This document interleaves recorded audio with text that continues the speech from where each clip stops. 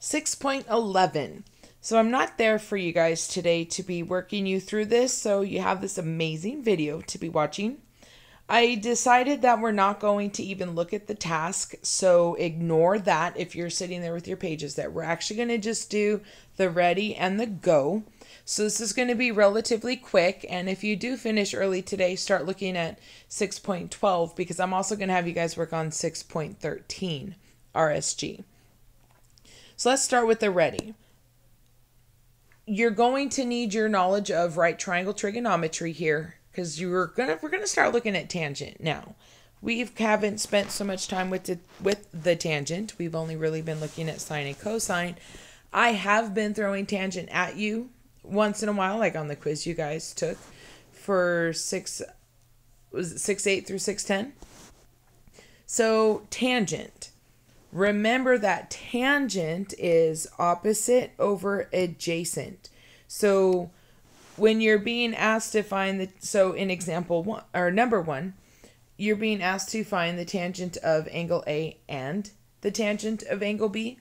Before you do that, you need to make sure you have the opposites and the adjacents. So if here's my theta for angle A, well, I have the hypotenuse and I have the adjacent. You're missing the opposite. You need to find the opposite, which happens to be the y value. So you guys can go ahead and use your x squared plus y squared equals r squared. So that's something you guys are going to want to use. And remember, your r squared is always your hypotenuse. So once you have your opposite and adjacent, you are going to plug in for tangent. Please leave your answers as fractions and simplify them. I do not want decimals here. So I'm not going to give you guys much of an example here, but for just so you have something, let's say this was A, B, and C.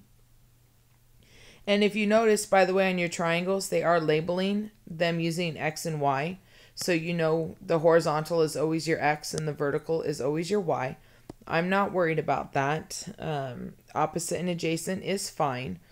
But you should also know that tangent is y over x. So you do need the y and the x. Here is your x, here is your y. And then we have our radius. So let's say x was 3, and let's say r was 4. That would make your radius 5. If I wanted the tangent of A, y over x. So here we have our opposite, which is 4, over our adjacent, which is 3. But now be careful, because when you're finding the tangent of B, it's no longer going to be y over x. It's actually going to end up being x over y. Kind of similar. Hey, wait a second, that might be the cotangent. It's a little different. Your angle of reference is at a different location on your triangle. Sorry. So A, if I have a coordinate plane drawn, A would actually be the angle that is coming from the origin. So it does change. Your tangent is the reference from the origin. So don't worry about that so much right now. I really am okay with you guys just remembering it's opposite and adjacent. So now when you get to B, opposite is 3 and adjacent is now 4.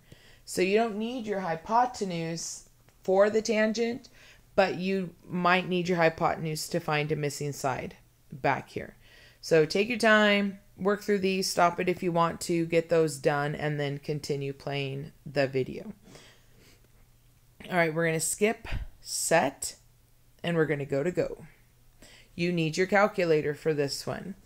So this looks very similar to some of the questions that were even on your quiz yesterday, where you had to find an angle measure. We should be really good right now about how do we find an angle measure, and I hope we remember that you have to use the inverse function. So theta would be sine inverse of whatever it is, or cosine inverse of whatever you're given. But here the difference is you are not given anything on the unit circle. None of these values are going to be recognizable. You are going to have to use your calculator. And you are being asked to find two values in radians. So make sure theta is always 0 to 2 pi. Round your answers to 4 decimals. I would like to see you guys practice with radians and degrees so you get used to changing the mode of your calculator. I'm going to do both degrees and radians. Degrees is actually a lot easier, and then you guys can actually convert to radians, either one. If you have your calculator already set in radians, this is actually going to be a lot easier for you. But you will have a little bit of work that you are going to have to do. All right, I have some examples over here for you. I'm going to start with degrees. I have a positive and a negative example here for you. Hold on a second, I have to pause. All right, sorry about that. It was actually like a 20-minute break. All right, so what I would like you guys to do with this is find this in radians, find this in degrees. Degrees should not be that bad. Have your calculator set in degree mode. And if you can find two angles in degrees, it will actually help you in radians. So I'm going to find the first one the way it is. Mode in degrees, mode in radians, sine inverse of 1/3. So my calculator is in, let me check what mode I am in. I'm in degree mode first. So I'm going to take the sine inverse of 1 divided by 3. And this ends up being in degrees, 19.47 degrees. Now, I'm going to convert this to radians by just changing the mode of my calculator. So now change your mode. Okay, I'm now in radians. And I'm going to take, I just have to hit enter in my calculator and it automatically converts it to radians. So find this in radians and I get 0.3398.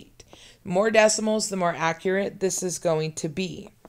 Now, how do we find 2 degrees and 2 radians? Sine, this is a positive value. Sine is positive in quadrants 1 and quadrant 2. These are the values from quadrant 1. Now we need to find the values for quadrant 2. So let me draw you a little picture here. Here's our coordinate plane. Here's our circle. This is about where 19 degrees might be. So let's say this is the 19.47. Well, if sine is positive here, it is also positive over here due to the symmetry of the circle. Well, from 0 to 19, and then we want to go from 180 back 19. So to find your other theta in degrees, it's 180 minus 19.47 degrees. You guys can finish that. Now, theta in radians. You need to think about what is the radian equivalent of 180 degrees, and that is pi. Let me go ahead and do this so that way you guys know that you're doing it right. 180 minus 19.47. And I get 160.53 degrees. Now, pi, I'm going to use the pi button. And now I'm going to subtract the radian value, 0.3398. And I get 2.33 0.8018. So I have two values, two for degrees, two for radians, using the symmetry of the circle and the quadrants where the signs are going to be positive and negative. Now, I was going to do these other examples with you. I think I'm going to let you kind of work through the cosine example that's positive, because it actually might make more sense after I do the sine one that is negative. You may need to watch this again and what I did here, but the first one, the light blue, use your calculator. Degree mode, radian mode. And then to find the other one, because sine is positive in quadrant 2, we're taking that away from 180 to find its partner on the other side. Now this next one is a little different because now we have a negative value. So you're going to start the exact same way. Calculator in degrees, calculator in radians. I should have had this all already worked out. So let's see here. Sine inverse of -2 divided by 13 gives me theta in radians. Let me just double check. Yes. Theta in radians, -0.1544. What the heck is that -4? Now I'm going to switch to degrees.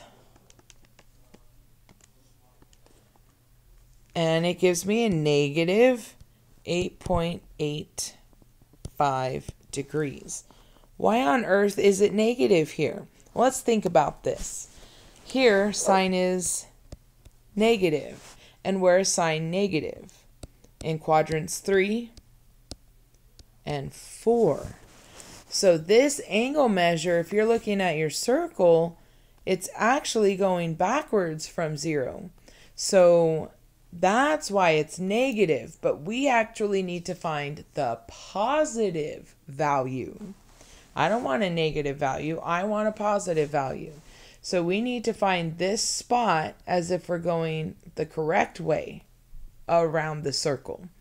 So if this is -8.85 degrees, what can we do to find a positive? We can subtract it from 360. So if I take and add 360 to this, because I want to go all the way around, but in the proper direction. So I'm going to add 360. I already have this in my calculator. This actually ends up being 351.15 degrees. Now, in radians, what's the equivalent in radians of 360 degrees? You're going to add 2 pi. I'll let you guys deal with that. Then you guys need to find its friend in quadrant 3. So this one's going to get a little bit tricky now. So quadrant 3, let me move my circle here. And let me draw it back. Yeah, it was better than the first one a little bit.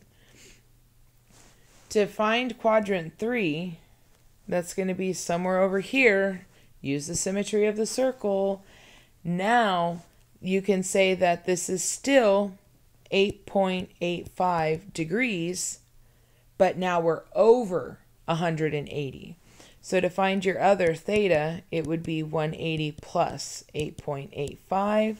And then to find your other radian, it would be the equivalent, which is pi, plus 0.1544. I'm going to let you work on the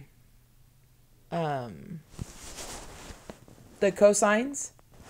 I'm not going to do those. I was going to, but I changed my mind. I think you guys can figure it out from just the sine part. Pay attention to where sine is positive, cosine, where cosine is positive, where cosine is negative, and what axes they're by. So where sine, it was split by the x-axis, Cosine is split by the y-axis. So maybe you won't be using pi and 2 pi. Maybe you might be using pi over 2. Maybe you might be using 3 pi over 2. Maybe you will be using 2 pi.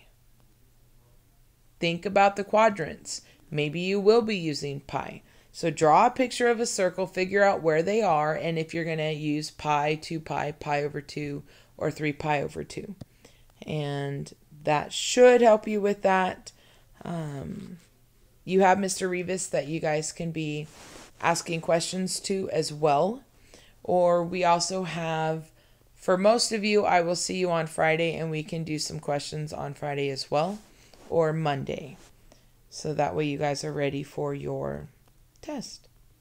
All right, hope this helps and that you're able to work through this. When you are done, please start working on 6.12.